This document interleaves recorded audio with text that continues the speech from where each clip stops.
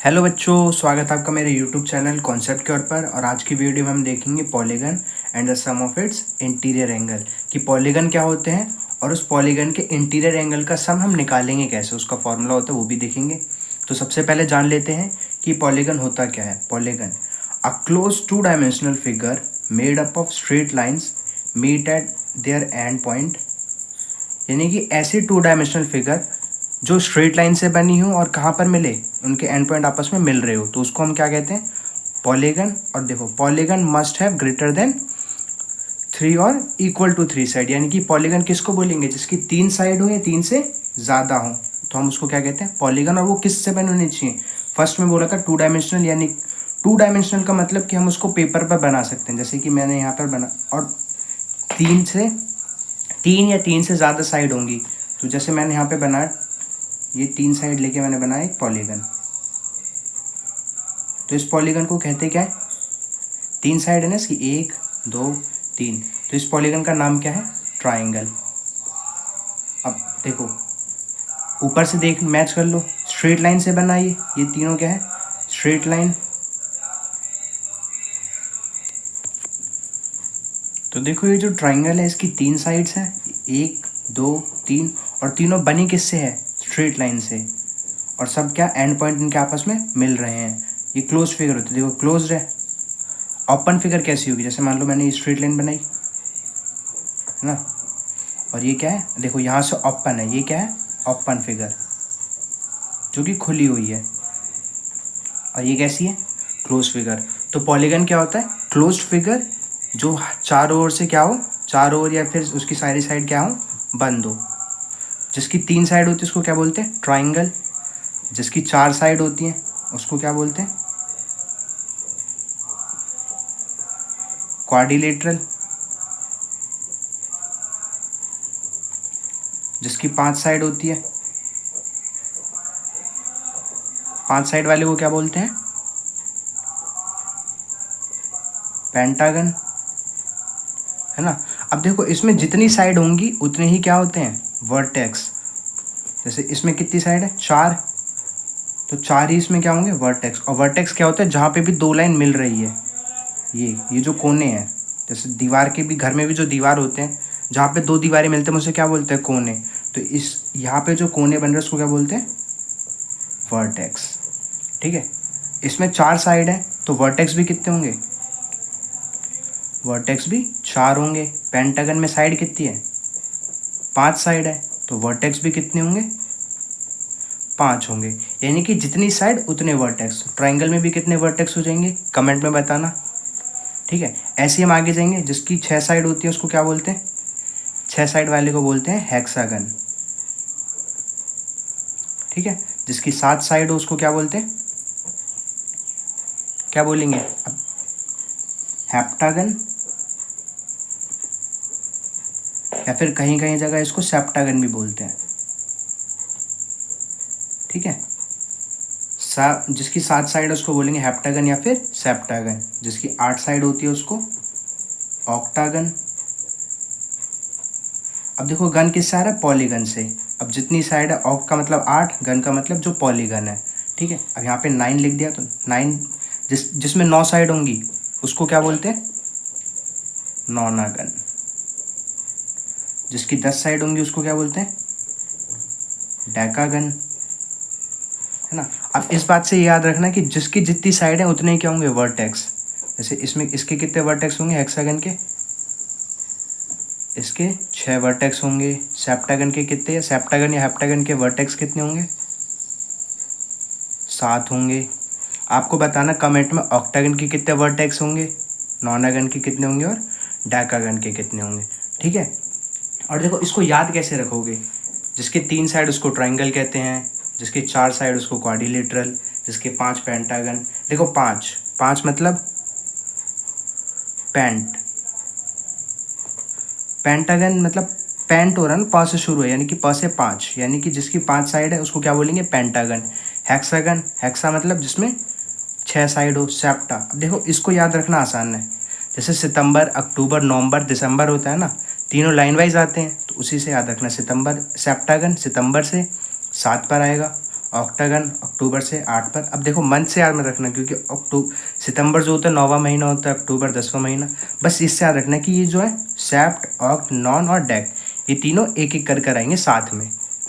Septagon 7 side, octagon 8 side, nonagon 9 side, decagon 10 side.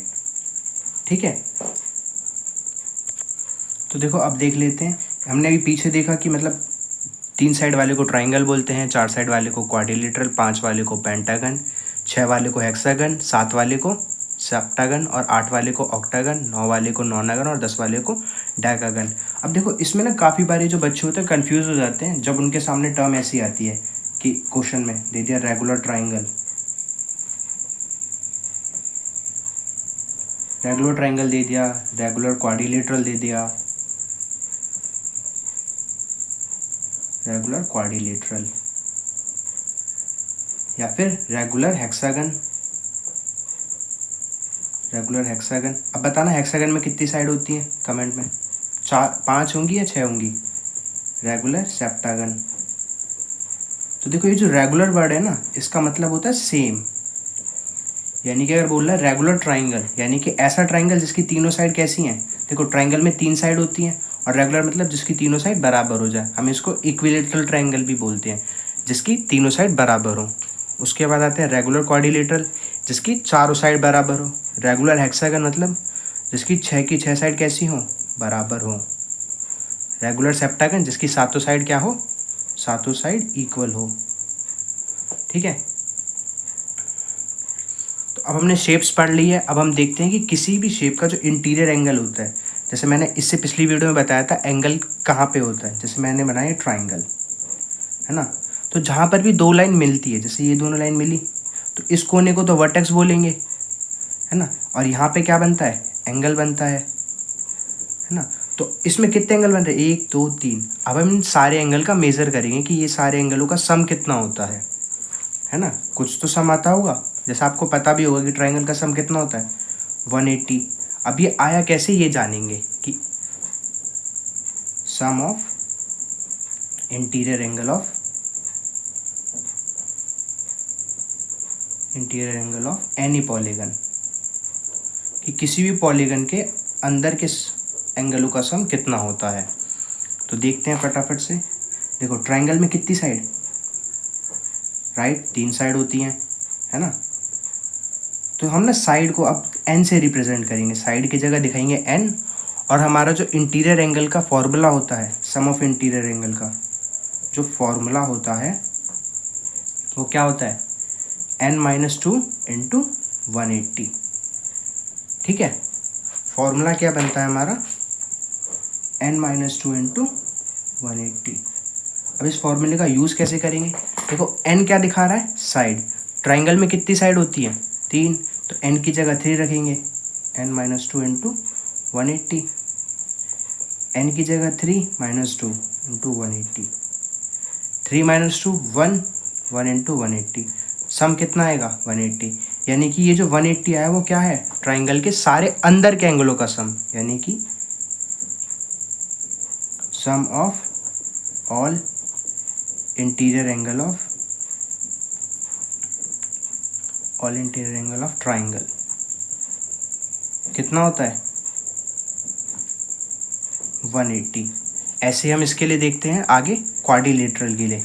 देखो quadrilateral मतलब कितनी साइड होंगी, 4 साइड होंगी, राइट। 4 साइड बना दी हमने। अब देखो 4 साइड बना दी, इसमें वर्टेक्स भी कितने होंगे, 4। यहाँ पे एंगल भी कितने बनेंगे, ये 1 2 3 4, ये क्या है, एंगल। देखो फॉर्मूला क्या होता है सम का, सम ऑफ इंटीरियर एंगल का, n-2 इंटू 180, है ना। अब n क्या है, n अभी बताया था ऊपर कि n हम क्या लेते हैं, साइड। तो क्वाड्रिलेटरल में कितनी साइड है, क्वाड्रिलेटरल में है 4 साइड, है ना, 4 है। तो इसकी जगह हम n की जगह 4 रखेंगे फॉर्मूले में, यानी कि 4 - 2 इंटू 180। अब जब इसको सॉल्व करोगे पीछे तो देखो 4 - 2 2 इंटू 180, सम कितना आया 360, है ना। ऐसे ही आप किसी भी साइड का निकालना चाहो, जैसे उसमें कितनी भी हो, बोल देगा साइड कितनी है, उसने बोल दिया साइड है 12, ठीक है। अब इसका निकालना है कि सम बताओ, 12 साइड दे दी, अब बताओ जो जिस पॉलीगन की साइड 12 होगी उसका एंगल, अंदर के एंगलों का सम कितना होगा। तब हम कैसे निकालेंगे, कुछ नहीं करना है, फॉर्मूला बताया था अभी कि सम का फॉर्मूला क्या होता है, n-2 इंटू 180। n की जगह क्या पुट करेंगे, 12 और 2, 12 - 2 इंटू 180। 12 - 2 कितना होता है, 10, और 10 इंटू 180। ऐसे पॉलीगन जिसमें साइड कितनी हो 12, उसका सम कितना आ जाएगा, 1800, है ना। अब चलो यहाँ तक आए हैं तो इसमें एक चीज़ और देख लेते हैं कि किसी भी शेप में डायगोनल कितने होंगे, है ना। डायगोनल भी सुना होगा, जैसे डायगोनल होता क्या है पहले तो ये देख लेते हैं कि जो भी शेप है, जैसे मान लो ट्रायंगल है, ट्रायंगल में डायगोनल बनेगा। देखो डायगोनल की डेफिनेशन ही होती है कि अगर मैं इस पॉइंट से डायगोनल बनाना चाहता हूँ, है ना, तो इस पॉइंट से मैं इसके एडजेसेंट वाली साइड पे डायगोनल नहीं बना सकता। यानी कि एडजेसेंट क्या होती है, बगल वाली साइड। अगर मैं इस मान लो इस ट्रायंगल का नाम देते ABC, और मेरे को पॉइंट C से डायगोनल बनाना है, तो देखो पॉइंट C से डायगोनल हम कब बना सकते हैं, जिसके एडजेसेंट साइड ना हो। जैसे इसके जस्ट बगल में A है और इसके जस्ट बगल में B है, तो मेरे को कोई और साइड चाहिए तभी डायगोनल बनेगा, लेकिन इसमें और कोई साइड तो है ही नहीं, तो ट्रायंगल में डायगोनल नहीं बनेगा, ट्रायंगल में डायगोनल नहीं बनता है, नहीं बनेगा। अब देखो आगे देख लेते हैं,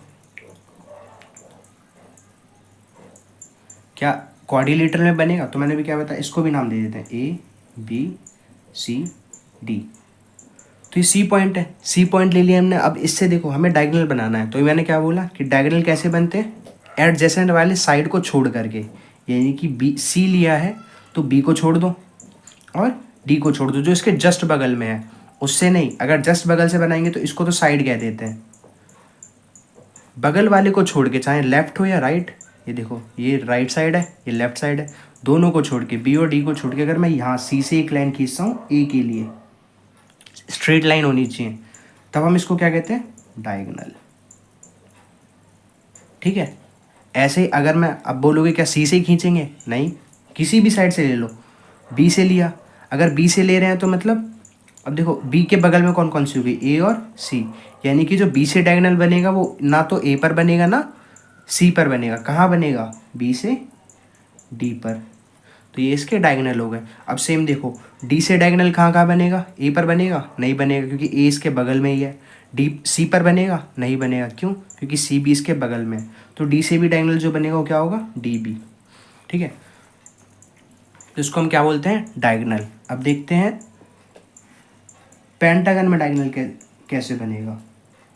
तो ये पेंटागन है, अब देखो इसको भी नाम दे दो, PQRST, नाम दे दिए। अब देखो डायगोनल बनता कैसे, जैसे R पॉइंट लिया मैंने, देखो R पॉइंट से क्या Q पर डायगोनल बनेगा, नहीं, क्योंकि अभी बताया मैंने कि जो बगल वाली साइड होती है उस पर डायगोनल नहीं बनता है, ठीक है, बगल वाली साइड पर नहीं बनेगा। नोट डाल के लिख लेना कि एडजेसेंट साइड पर नहीं बनता है डायगोनल, एडजेसेंट साइड पर नहीं बनेगा, नहीं बनेगा, क्या नहीं बनेगा, डायगोनल नहीं बनेगा, ठीक है। तो देखो ये पॉइंट है, इस पॉइंट से इस पे डायगोनल बनेगा, नहीं बनेगा, इसके बगल वाले पर भी नहीं बनेगा। अब यहाँ से हम लेंगे, इसको मिला दिया P से, ये एक डायगोनल बन गया। अब देखो S इसके बगल में, Q इसके बगल में, लेकिन क्या T इसके बगल में, नहीं, तो R से एक और डायगोनल बनेगा, R से T तक, तो दो डायगोनल ये हो गए। आप ऐसा आप हर एक पॉइंट से कर सकते हो, ठीक है। तो यहाँ से आप देखोगे S पॉइंट से R पर डायगोनल नहीं बनेगा और T पर नहीं बनेगा, Q पर बन जाएगा, जी बिल्कुल बनेगा, T पर नहीं बनेगा S से, और R पर नहीं बनेगा, तो हम एक P पर बना देंगे, है ना। ऐसे ही देखो R से बनाएंगे, Q से बनाएंगे इधर, और Q से किधर बनेगा, Q से एक सीधा T पर बनेगा, है ना। ये तो देखो कितना प्यारा स्टार सा बन गया, है ना। तो ऐसे डायगोनल बनते हैं। अब देखो ये तो हो गया, हम डायगोनल से गिन भी सकते हैं, लेकिन अगर उसने हमसे सीधा पूछ लिया कि ऐसा बताओ जिसकी साइड, जैसे इसमें सम पूछ रहा था ना ऊपर वाले में कि साइड 12 दे दी, अब बताओ सम कितना होगा, ऐसे ही इसमें पूछ देगा कि ऐसा पॉलीगन जिसकी साइड कितनी है 13, उसका बताओ कि उसमें डायगोनल के नंबर कितने होंगे। तो डायगोनल के नंबर देखो ऐसा, इसमें तो आराम से गिन लोगे कि ट्रायंगल में एक भी नहीं होता, क्वाड्रिलेटरल में 2 होते हैं, है ना। बाकी जैसे जैसे साइड बढ़ती जाएगी गिनना मुश्किल होगा, है ना, तब आगे कैसे गिनेंगे हम। तो इसके लिए भी एक फॉर्मूला होता है नंबर ऑफ डायगोनल का, नंबर ऑफ डायगोनल। अब ये कैसे निकालते हैं, अब देखो जैसा हमने करा उस फॉर्मूले से, जैसे हम जो जो हमने करा था उसी से देखते हैं। तो देखो जब हम आर को कंसीडर कर रहे थे इसमें, तो हमने डायगोनल किस किस पर नहीं बनाया था, एक तो आर है तो उससे खुद पर नहीं बनाया, है ना। हम इस पॉइंट से इसी पर डायगोनल बना सकते हैं, बिल्कुल नहीं बना सकते। क्यू पर भी नहीं बना सकते, है ना, इसके बगल वाली साइड पर भी डायगोनल नहीं बना सकते, और ऐसे ही आर से एस पर भी डायगोनल नहीं बना सकते। तो देखो कुल ऐसे कितने पॉइंट है जिस पर डायगोनल नहीं बन रहा है, ऐसे कितने पॉइंट है 3, और टोटल इसकी साइड कितनी है 5।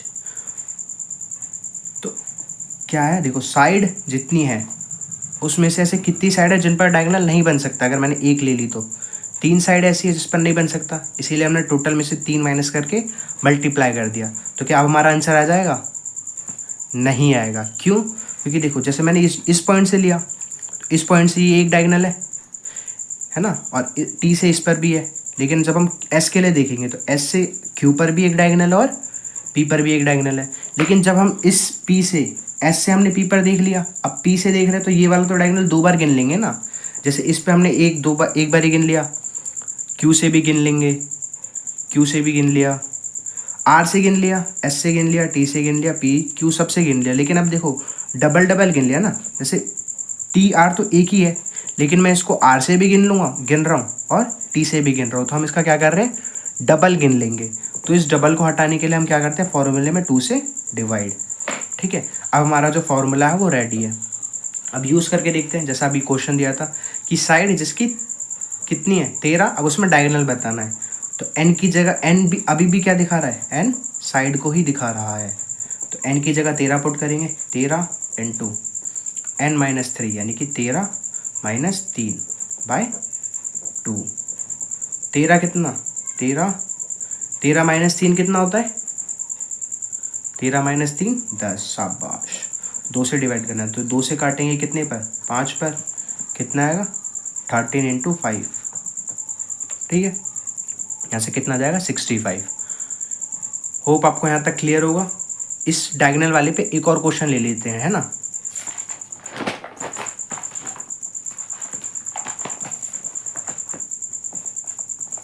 तो देखो अगला क्वेश्चन है, इसका डायगोनल बताओ जिसमें कितनी साइड हो, साइड दे दी मान लो 15। ठीक है, अब इसमें देखो दोनों चीज़ निकाल लेते हैं, सम ऑफ एंगल इंटीरियर वाले,